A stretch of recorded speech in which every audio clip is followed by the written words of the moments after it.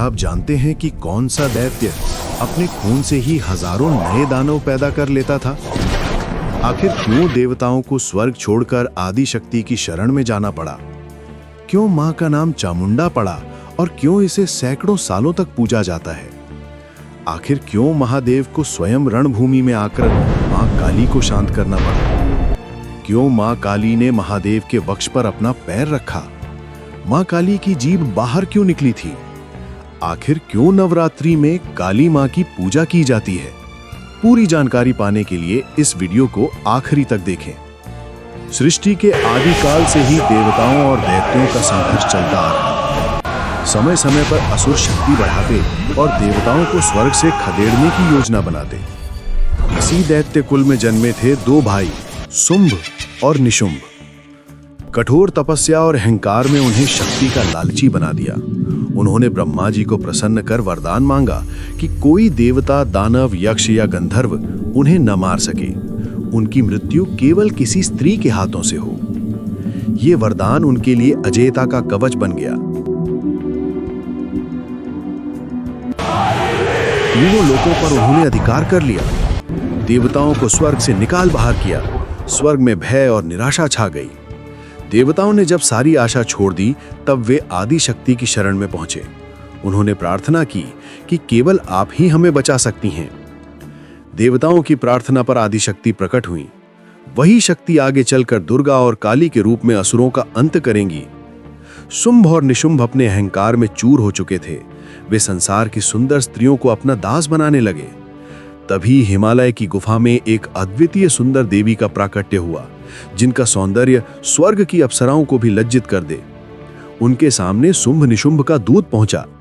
देवी ने स्पष्ट कर दिया, वह केवल उसी पुरुष को स्वीकार करेंगी जो उन्हें युद्ध में पराजित करे।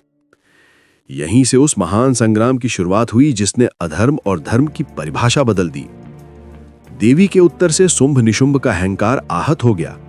उन्होंने अपने पराक्रमी सेनापति चंड और मुंड को आदेश दिया कि देवी को पकड़कर उनके पैरों में डाल दें। लेकिन रणभूमि में दृश्य अलग था। देवी दुर्गा सिंह पर सवार थीं। उनके एक एक बाण से सैकड़ों दानव भूमि पर गिर रहे थे। उनके सिंहनाद से पूरी धरती कांपने लगी। देवी का तेज देखकर असुर सेना भयभीत होने लगी। तब देवी के क्रोध से चामुंडा प्रकट हुई। काले वर्ण, कपाल माला, हाथों में खड्ग और त्रिशूल। उनकी हंसी से दानव कांप उठे। चामुंडा ने चंड और मुंड दोनों को रणभूमि में परास्त कर उनका वध कर दिया। उनके सिर भूमि पर लुढ़क गए। असुर सेना का अभिमान टूट गया।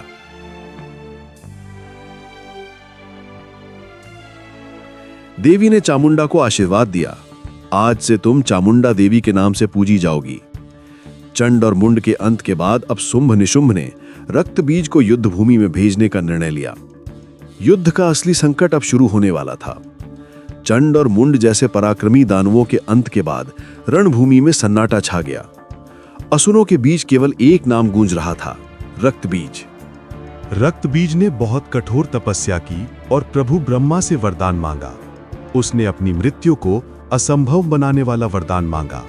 इसके परिणाम स्वरूप भगवान ने उसे ये वरदान दिया कि अगर उसका खून किसी जमीन पर गिरा तो वही खून हजारों रक्तबीज बन जाएगा।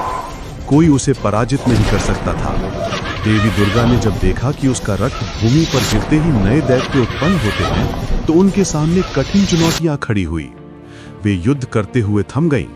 उनके नेत्र लाल हो गए। माथे से तेज प्रकाश निकलने लगा। उनके भीतर का क्रोध और तेज एक नई शक्ति का रूप लेने लगा। देवताओं ने आकाश से देखा, दुर्गा के क्रोध से ब्रह्मांड का सबसे भयानक स्वरूप प्रकट हो रहा है। आसमान काला हो गया, बिजली कौंधने लगी। दुर्गा के मस्तक से एक विकराल देवी प्रकट हुई। श्याम वर्ण, खुले बाल, गले में कपाल माला, हाथों में खड्ग और त्रिशूल, जीभ बाहर निकली हुई। उनकी गर्जना से आकाश और धरती कांप उठी। देवताओं ने एक साथ नमन किया, जय मां काली। रक्तबीज स्तब्ध रह गया। अब उसका सामना स्वयं काली माता से होना था।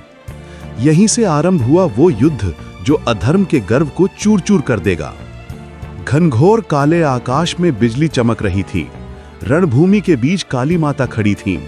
उनके चारों ओर रक्तबीज की सेना बिखरी पड़ी थी। दानव के गर्व और वरदान ने तीनों लोगों को भयभीत कर रखा था। लेकिन मां का क्रोध अब चरम पर था। रक्त बीज गदा लेकर दौड़ा। उसका विश्वास था कि कोई उसे नहीं मार सकता, क्योंकि उसकी हर बूंद से हजारों नए रक्त बीज जन्म लेते थे। परंतु मां ने उसी को उसका अंत बनाने का निश्चय कर लिया था। मां के प्रत्येक प्रहार से दानव घायल होता और जैसे ही उसका रक्त टपकने लगता, मां अपनी विशाल जिह्वा से वो रक्त चाट लेती। अब उसकी हर बूंद व्यर्थ हो चुकी थी। कोई नई सेना पैदा नहीं हो पा रही थी। दूसरे दैत्य ये देखकर भयभीत होकर भागने लगे। अब कोई नहीं बचा सकता, ये स्वर रणभूमि में गूंजने लगा। धीरे धीरे सारी सेना छितर गई। केवल रक्त बीज शेष रह गया। उसके भीतर क्रोध और निराशा उबलने लगी। उसने अपने शरीर का समूचा बल एकत्र किया। उसकी देह से अग्नि निकलने लगी। वो गरजा, अगर उसे मरना ही है तो पूरे संसार को साथ लेकर जाएगा। एक भयंकर प्रहार के साथ उसने रणभूमि को हिला दिया।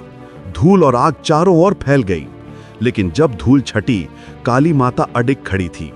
उनकी आंखों से अग्नि झलक रही थी। उन्होंने गरजते हुए उस दानव को चेताया, उसका अंत निश्चित है।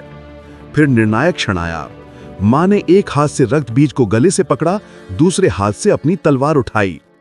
दानव का वरदान अब असहाय हो चुका था। मां ने उसका सिर धड़ से अलग कर दिया।